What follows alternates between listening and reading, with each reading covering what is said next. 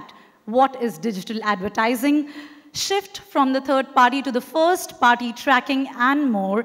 Metaverse as a marketing tool. Well, what's going to be cooking? What's going to be cracking? We will just witness in this power panel that is driven by purpose, powered by tech. So that's the title. Ladies and gentlemen, allow me to warmly welcome our much accomplished panelist on the stage, please. Please welcome Rahul Singh, VP and Head of Marketing, SAP Indian Subcontinent. Ladies and gentlemen, please also give it up for Debur S. Balamurali, CMO, Kyndryl, India. Joining us on the stage would also be Amit Sinha Roy, VP Global Marketing and Communications Head, Tata Communications. Ladies and gentlemen, good round of cheer, please. I will expect nothing less than good round of cheer as we welcome the leading men and women on the stage, along with Deepti Singh, Director, ASI Portfolio IRS and India Marketing Vertiv.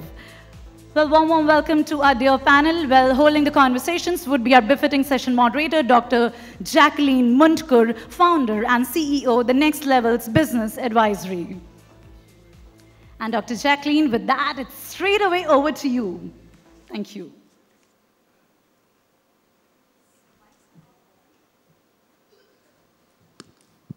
Yes, can we just ensure? Is it working now for you, Dr. Jacqueline? Hello. Yeah. I will just give.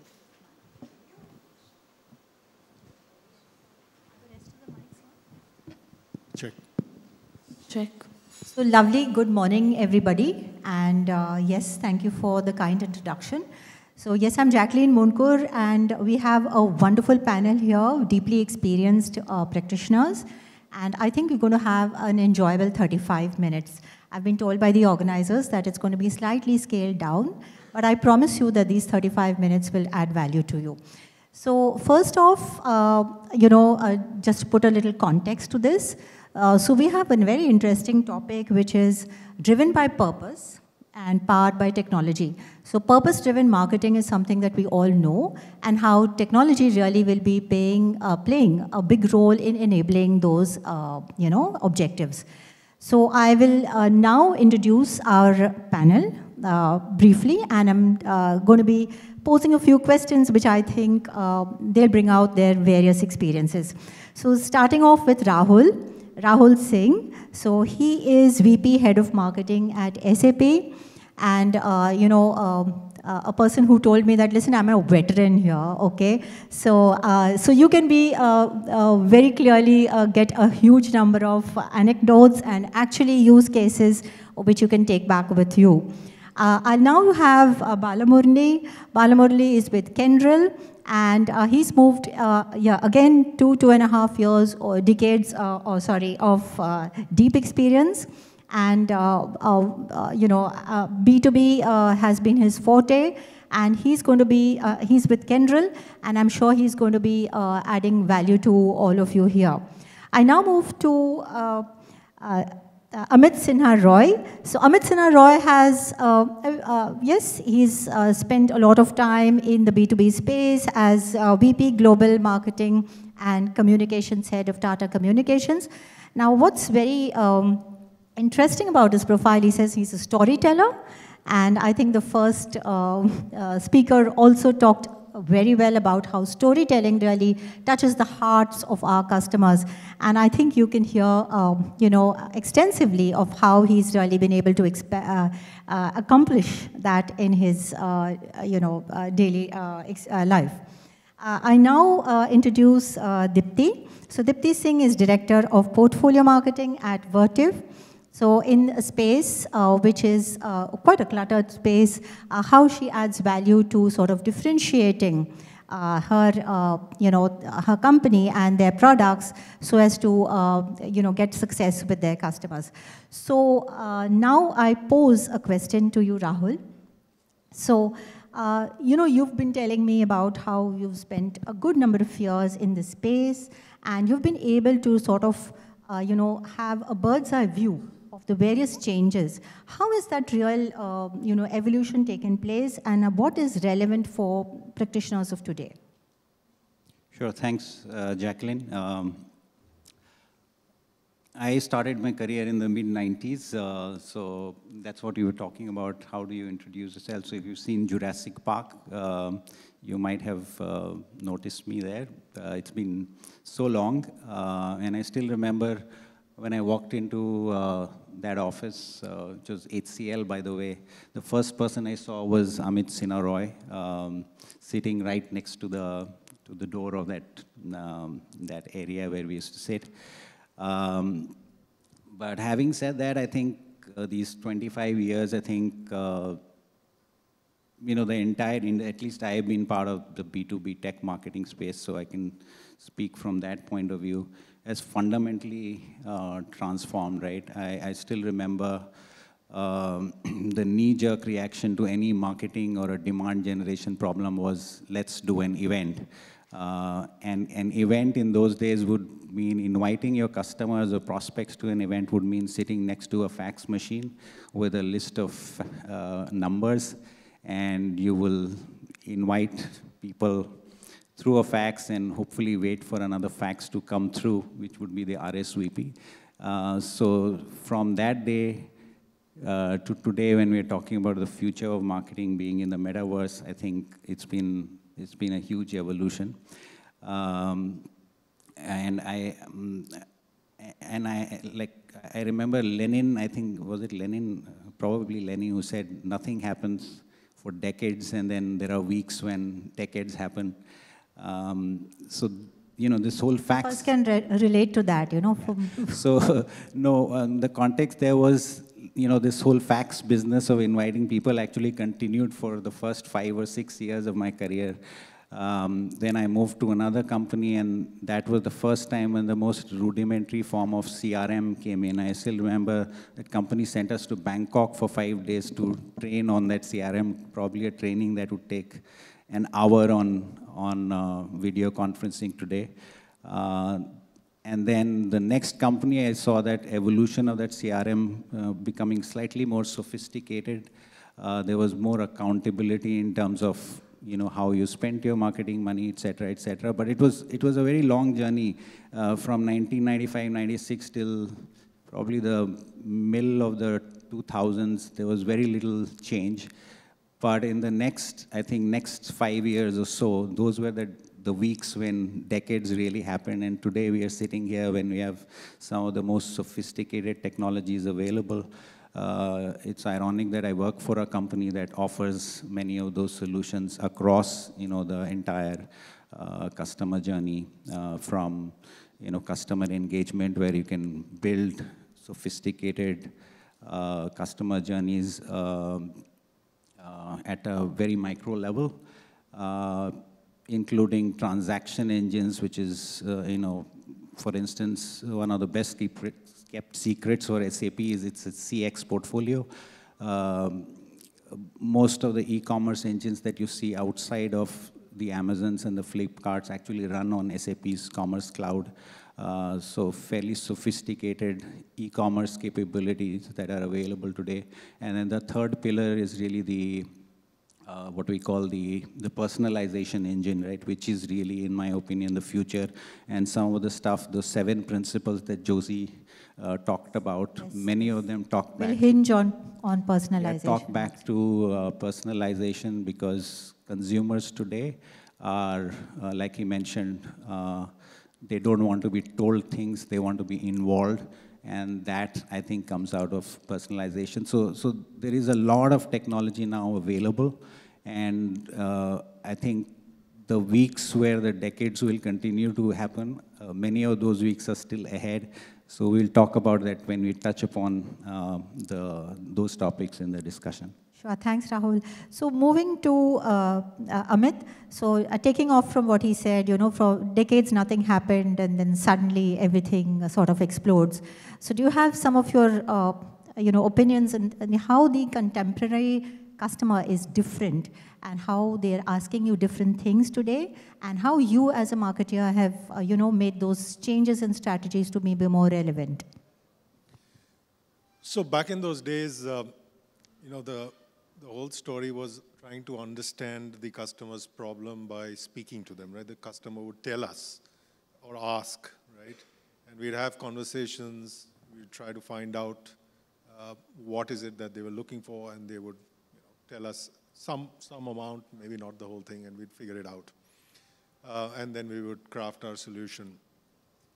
Today, the customer expects us to know before we meet them, right? What it is that they need, what it is that they want, right? The whole story has changed into you need to have relevant, contextual, and even anticipatory, almost predictive solutions, right? They are also looking for what value, right? In addition to what everything Josie said in the morning, what is the, especially in B2B, even in B2C, what is the value that is being delivered, right? More than functionality, features, speeds, and feeds, which is to excite us, right? And telling our customers, I've got the fastest computer, or the fastest network, or whatever it was, right? Now they actually want to know that what is it going to do for my business, right? How is it that I'm going to be more profitable, or grow, or be more secure in running my business, right? So the whole expectation has changed from don't show me the bright, shiny objects. Tell me how you're really going to make a difference for me, to my business, for my customers, so that I can be more successful. And that is where the conversation has shifted. So it's no longer, spray and pray, let's tell everything that we think might stick, but it's become actually that audience of one, right? And the whole technology stack that allows us to do hyper-personalization, and I know we'll have some more conversations as we go through this discussion, actually allows us to get into that space and make that conversation come alive and be real for the audience.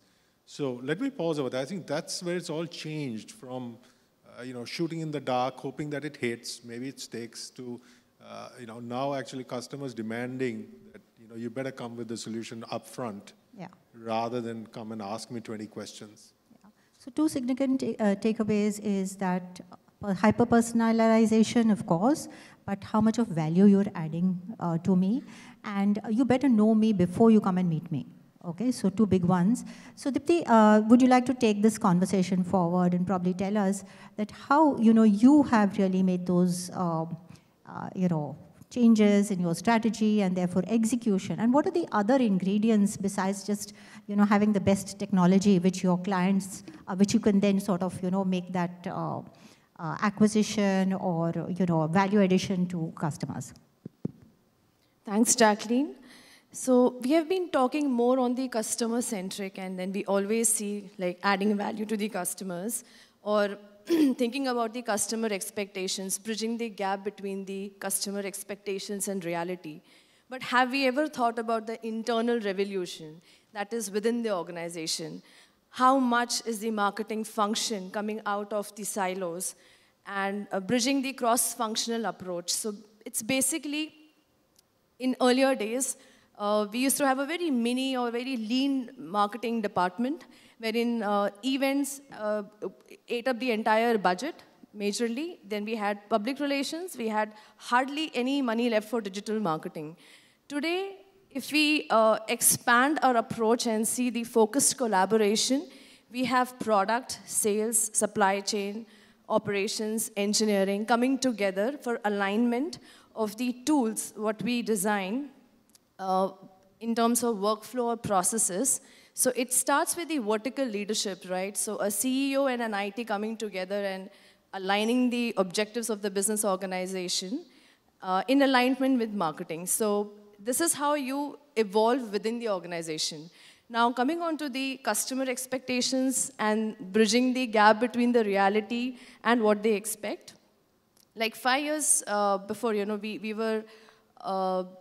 we talked about e-commerce. We talked about getting the traction on the digital platform in terms of social media or digital advertising.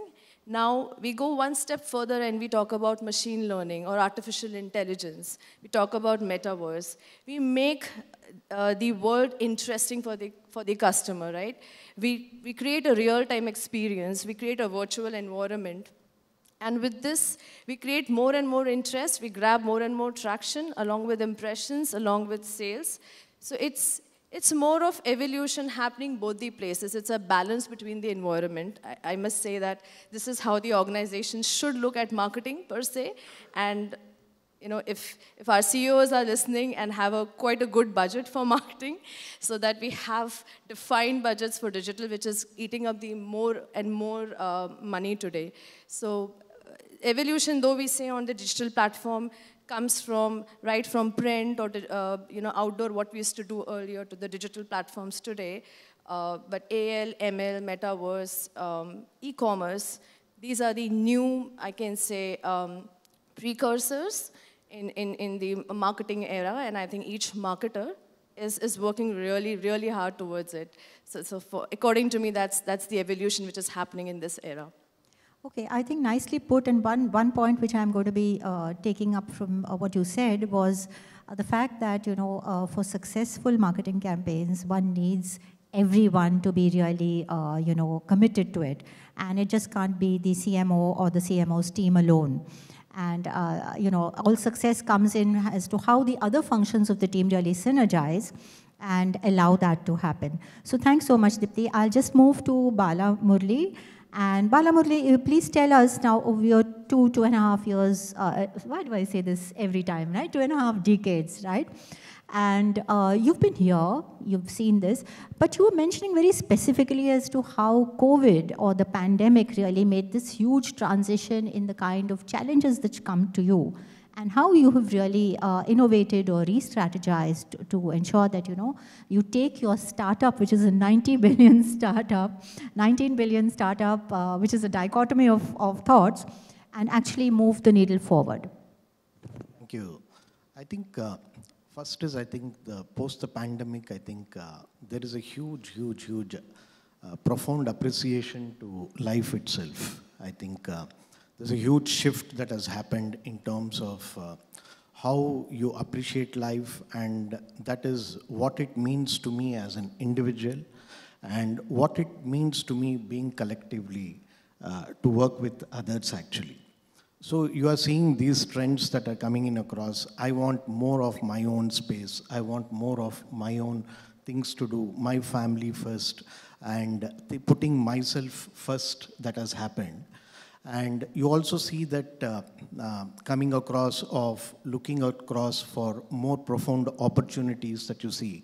And the effect of it, all of us are reeling together, the great resignation wave that is happening today.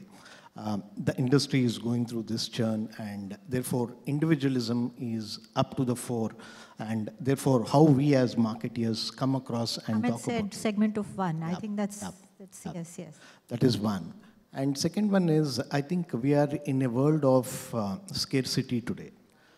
From abundance that was there across what business models were put across last few decades.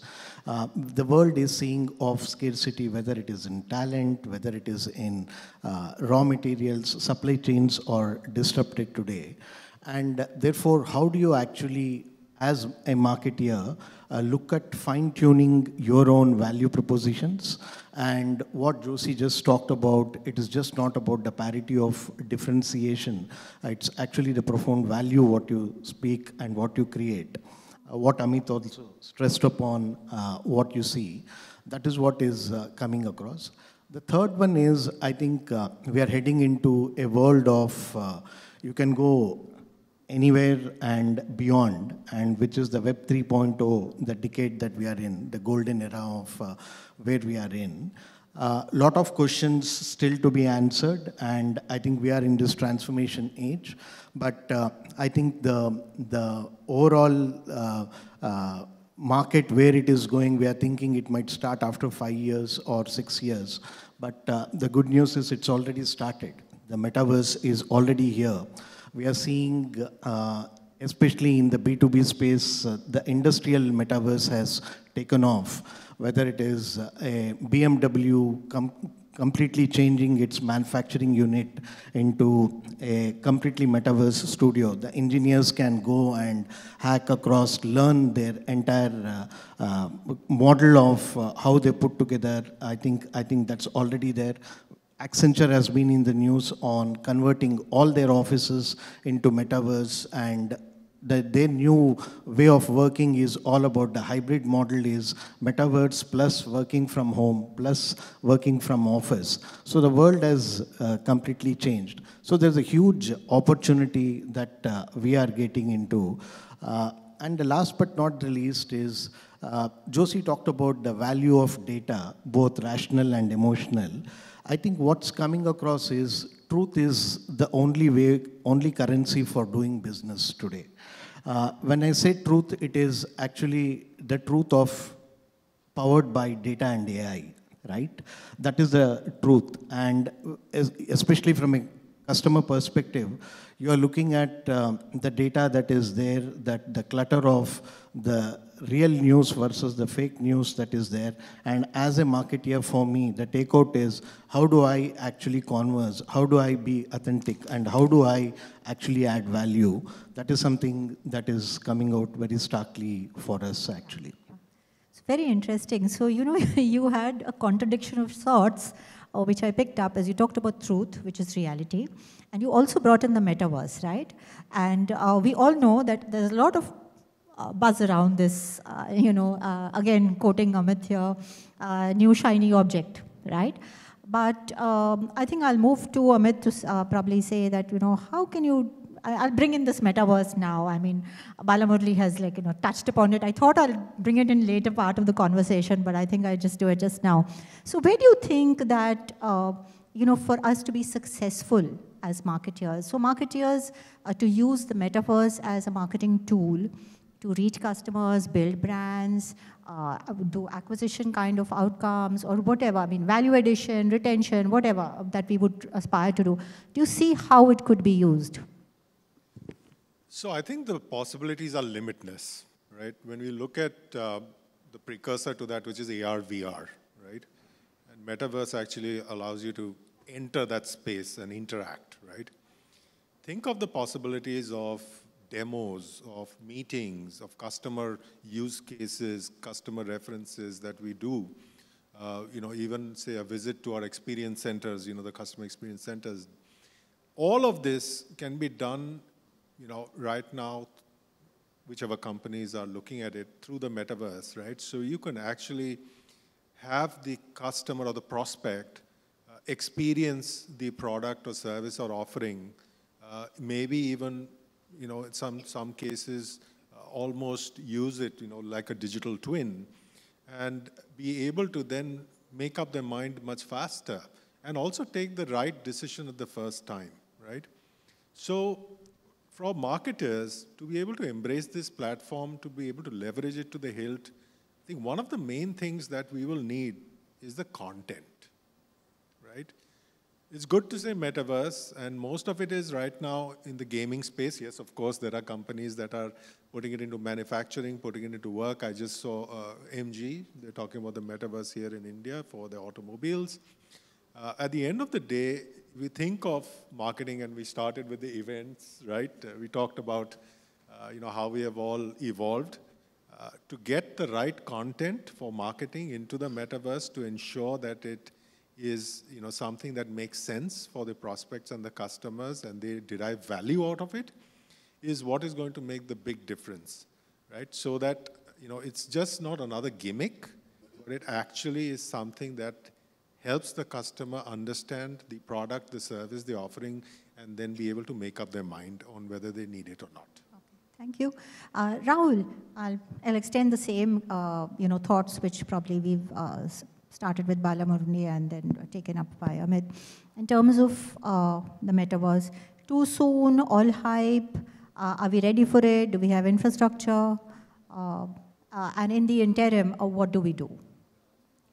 Well, it's too early in the hype cycle, like I call it, to really predict whether it will be the next big thing or not. But clearly, one basic fundamental remains true.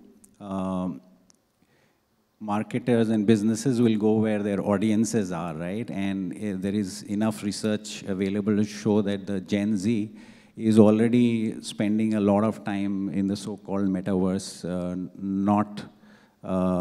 and this did not happen yesterday. They have been on those gaming platforms for years now. And if you see some of those trends in terms of how searches for metaverse as a term have gone up like 8,000% higher. The kind of money that gaming, especially metaverse-oriented gaming platforms, etc., are raising is just amazing. So clearly there is something there, but purely from a marketing perspective, of course, if your audiences are there, people will figure out a way to how to kind of monetize it. But at this point, there is, at least from a B2B perspective, like Amit mentioned, and Bala mentioned as well, there are clearly opportunities there, but it's not clear whether it can be monetized effectively at this point in time. Of course, there are these digital assets, NFTs, etc., which are already gaining a lot of traction, which we'll see how that goes. But in the immediate, and I can say this from personal experience, one use case that I can offer today, something that I'm currently involved in, is that intersection between the physical and the metaverse. So we recently ran a 50-day campaign, which was a completely, not a completely physical exercise, but it was basically a mobile experience center, which we call the Transformation Express, which traveled 13 cities, touched about 7,500 businesses along the way, talking about digital transformation, how SAP technologies can help them get there. That was a hugely successful physical exercise, but then we said, what after this? Okay, so what after this is really the metaverse. We are soon announcing the digital twin of that mobile experience center, which looks exactly like the physical one. It has all the demos, so if you're a customer or a prospective customer, you can get in with 5 of your colleagues inside that bus and experience all the demos as you would in the real life. So that is something, and what that does is that now helps us extend the life of that campaign infinitely. And you can question, why did we have to do the physical version in the first place? One of the reasons for that was because we hadn't done anything physical for almost 2 years. So I think there was certain pent-up demand in the marketplace to do that, and we thought we drew inspiration from some of those big South Indian blockbusters, in the face, larger than life, just take the physical thing right to their doorsteps and then extend it in the metaverse. So that is one practical use case that I offer, which I think is a very interesting way of looking at it. I think physical won't go away so soon. At least, it will have its own place for some time. Yeah, I mean, it's a good start point. Dipti, take the same, application. Any thoughts on the metaverse and how it could probably be used as a better marketing tool? Yeah. So Rahul just mentioned about a campaign wherein it's a physical event. So let me tell you, I belong to an industry which is into data center. It is commercial and industrial and communication networks. Now, we have this campaign running since 2018. It's a 55-feet trailer. It's a truck. It's a Mercedes-Benz truck. And then we have the entire data center solution, which is live inside. It has all the thermal solutions, AC power solutions. So it's kind of a data center truck, which is mobile lounge, mobile business lounge. Now, till today, we have already completed 20-odd events and creating a huge funnel. Now, what is it doing? It's actually connecting the people in person, okay? After the pandemic, it created a huge buzz and the noise in the market because we were courageous enough to come after the second or third wave. And we could complete from 2021 September till today a lot of events. It was like more than 30-odd events. So 2019, 2018, we did these physical events. It was like a road show. Now what happens with metaverse? You get an Oculus device and you go to a customer's place, and then what we do is, okay, we create a data center right in front of the customer in his cabin, okay? And the data center is just there, or a thermal solution is just there. So we are entirely now shifting, because a truck is a white elephant. It requires a lot of money, fuel, operational cost, and the event happens in a 5-star hotel like this. Then we call our customers, like it's a physical event. And when we have to replace this with the new technologies 5 years from now, we think that, okay, let us replace this by VR or an AR, or maybe get an Oculus device in places of the, actually the customer venues. But then, where is the physical connect? We always have a challenge. So, though I agree, yes, 85% of the organizations agree that metaverse would be the future, maybe 5 years from now, but 15% are still in a dilemma that will it be adopted the way we have the other technologies adopted, because it may lose the physical or in-person touch in the digital world. And creating gamification is the in thing today. We understand that it is interesting. It creates a lot of customer traction and retention.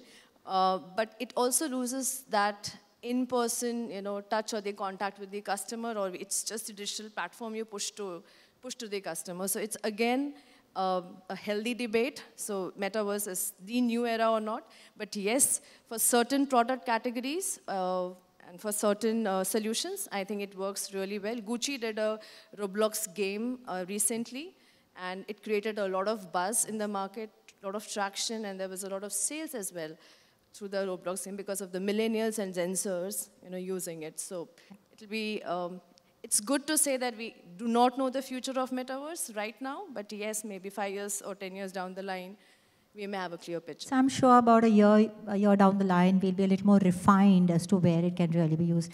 I'll just close with you, Balamurali. We have just about a minute and a half. I had one point to make on this. I think it's about the application of it, and I'm so happy that Rahul is already talking of it in the B2B space, actually. There's a lot of moment marketing that can be done with metaverse actually opening up for us. And also, I think the co-partnering that you can do with customers, right? We are working with a leading telecom provider to actually optimize the mobile towers. So entire city has been created to look at the current location of the towers and to look at which building is actually blocking the signal or which wind is actually blocking the wind, and therefore how do you optimize the tower and relook at it. So you need not go physically and look at it.